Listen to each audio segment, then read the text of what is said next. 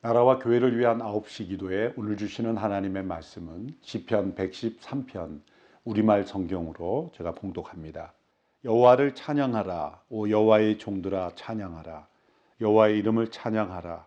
지금부터 영원히 여호와의 이름을 찬양하라. 해 뜨는 데부터 해 지는 데까지 여호와의 이름이 찬양받으리라. 여호와는 모든 민족들보다 높으시고 그 영광은 하늘보다도 높도다. 여호와 우리 하나님 같은 이가 누가 있겠는가? 높은 곳에 계신 분이 하늘과 땅에 있는 것들을 살펴보시려고 스스로를 낮추시지 않았는가? 그분은 가난한 사람들을 흙구덩이에서 일으키시고 궁핍한 사람들을 퇴비 더미에서 들어올려 왕자들과 함께 앉히는 분이시다. 바로 그 백성들의 왕자들과 함께 말이다. 또 잉태하지 못하는 여자가 떳떳하게 가정을 지켜 결국 자식을 가진 행복한 어머니가 되게 하신다. 여호와를 찬양하라. 시편 113편은 유대인들이 유월절 전후로 불렸던 찬송시입니다. 시편 113편과 114편은 유월절 식사 전에, 그리고 115편부터 118편까지는 식사 후에 함께 고백했던 시로 알려져 있습니다. 예수님께서 최후의 만찬을 마치시고 감람산으로 기도하시러 올라가시고 또 그 이후에 함께 제자들과 함께 걸음을 옮기실 때에도 찬송하셨다라는 표현이 있습니다. 시편 113편의 내용은 어려운 표현이 하나도 없습니다. 그러나 이 표현 속에 담긴 이 의미를 이해하는 것은 참으로 우리로서는 어려운 일입니다. 왜냐하면 지극히 높고 높은 하나님께서 지극히 낮고 낮은 곳으로 임하셔서 우리를 구원하시기 위하여 자기를 비우시고 죽기까지 낮아지신 하나님의 겸손을 노래하고 있기 때문입니다. 마치 빌립보서 2장에서 모든 것을 비우시고 자기를 낮추셔서 죽기까지 하나님의 뜻에 복종하신 예수 그리스도의 겸손한 마음을 찬양하는 빌립보서 2장의 찬송시와도 마찬가지입니다. 1절에서 4절까지의 고백에서 이 높고 높으신 하나님이 얼마나 낮아지셨는가, 그것을 바라보면서 찬양하라 외치고 있습니다. 여호와의 종들아 찬양하라. 지금부터 영원까지 찬양하라. 해 뜨는 데부터 해 지는 데까지 찬양하라. 찬양은 우리의 선택이 아닙니다. 우리의 감정이 좋을 때 하는 것이 아닙니다. 이것은 노래와도 다릅니다. 찬양은 하나님 그분이 행하신 일, 그분이 어떠하신 분인가에 따라 마땅히 드려져야 하는 것이기 때문입니다. 이 재난의 때에, 위기의 때에 우리가 하나님을 찬양할 수 있을까요? 마땅히 하나님을 찬양해야 합니다. 온 세상에 이렇게 코로나 바이러스가 뒤덮고 수많은 사람들이 희생되고 또 경제가 위기 속에 빠져드는 이 재난의 상황 속에서도 하나님을 찬양할 수 있을까요? 찬양해야 합니다. 해 뜨는 데부터 해 지는 데까지, 햇빛이 그 은혜를 베푸는 모든 곳마다, 그리고 그 햇빛 아래 살아가는 모든 이들은 다 하나님을 찬양해야 한다고 명령하고 있습니다. 5절 6절에 보면 이렇게 고백합니다. 여호와 우리 하나님 같은 이가 누가 있겠는가? 높은 곳에 계신 분이 하늘과 땅에 있는 것들을 살펴보시려고 스스로를 낮추시지 않았는가? 어느 누구도 이 하나님과 같은 분이 없다는 것입니다.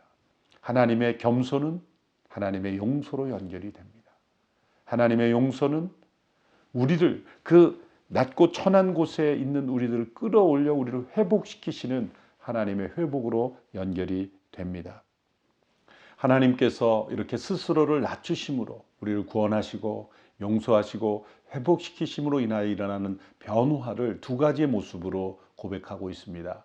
첫째는 7절 8절의 말씀이죠. 그분은 가난한 사람들을 흙구덩이에서 일으키시고 궁핍한 사람들을 퇴비 더미에서 들어올려 왕자들과 함께 앉히시는 분이시다. 바로 그 백성들의 왕자들과 함께 말이다.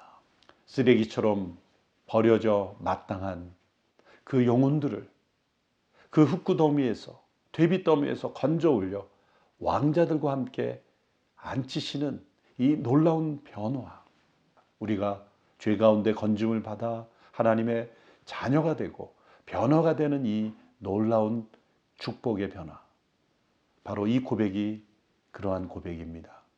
또 한 가지 고백입니다. 그것은 자녀를 낳을 수 없었던 여인이 자녀를 낳게 되므로 이제는 행복한 어머니로 변화되는 이 생명이 가져다 주는 축복을 고백하고 있습니다.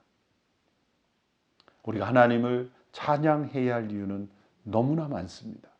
하늘을 두루마리 삼고 바다를 먹물 삼아도 그 찬양할 이유를 다 기록할 수 없다는 찬양이 있듯이 우리가 해 뜨는 데부터 해 지는 데까지 하나님을 찬양할 이유는 너무나 풍성하고 차고 넘칩니다. 오늘 이 재난의 때에 하나님을 찬양하자고 그렇게 권고하는 것은 어리석어 보이는 것처럼 보입니다. 그러나 이 재난을 이기는 가장 빠르고 정확한 길은 해 뜨는 데부터 해 지는 데까지 하나님을 찬양하는 일을 다시 시작하는 것입니다. 저 하늘의 영광을 버리시고 낮고 천한 이 땅에 오셨을 뿐만 아니라 십자가에 죽으셨고 죽으심에 부활하심으로 우리 모두를 구원하시고 우리를 하늘의 왕자로 영원한 새 생명을 주신 예수 그리스도 그분으로 인하여 하나님을 찬양하는 일을 우리는 포기해서는 안 됩니다. 해 뜨는 데부터 해 지는 데까지 영원부터 영원까지 하나님을 찬양하는 일, 이 일에 우리의 생명을 걸고 또 이 찬양으로 인하여 우리의 이 연약한 또 위협적이고 두려운 이 시대 속에 우리가 믿음의 용기를 다시 회복하는 우리 모두가 되기를 바랍니다. 지극히 높고 높으신 하나님, 지금부터 영원히 찬양받으실 하나님께 찬양과 경배를 드립니다. 이 모든 재난의 상황 속에서도 하나님은 찬양받으실 분이십니다. 우리는 이 재난의 이유를 다 알지 못하나 하나님께서 모든 것을 합력하여 선을 이루실 줄 믿습니다. 지극히 낮은 곳으로 임하신 하나님, 측량할 수 없는 하나님의 낮아지심으로 우리를 구원하심에 감사드립니다. 가난하고 궁핍한 자들을 왕자처럼 높이시고 잉태치 못하던 여인들을 자식을 가진 행복한 어머니가 되게 하시는 하나님, 하나님의 구원과 생명의 역사를 찬양합니다. 이 땅에서 일어나고 있는 재난으로 인하여 예배가 무너지지 않기를 원합니다. 어느 곳 어떤 형편에서든지 하나님께 진정한 예배가 드려지며 지속되게 하소서. 하나님께 드리는 찬양이 온 세상에 널리 퍼져가기를 원합니다. 하나님을 알지 못하고 찬양하지 못하는 이들이 참된 예배자가 되게 하소서. 흩어져 복음을 전하는 모든 선교사들을 통해 해 뜨는 데부터 해 지는 데까지 하나님께서 찬양 받으소서. 코로나19 바이러스로 인한 전 세계적 재난과 혼란 속에서 하나님께 예배드리며 예배와 찬양으로 승리하기를 원합니다. 어떤 위협 앞에서도 두려워하지 않고 담대히 하나님께 나아가기를 원합니다.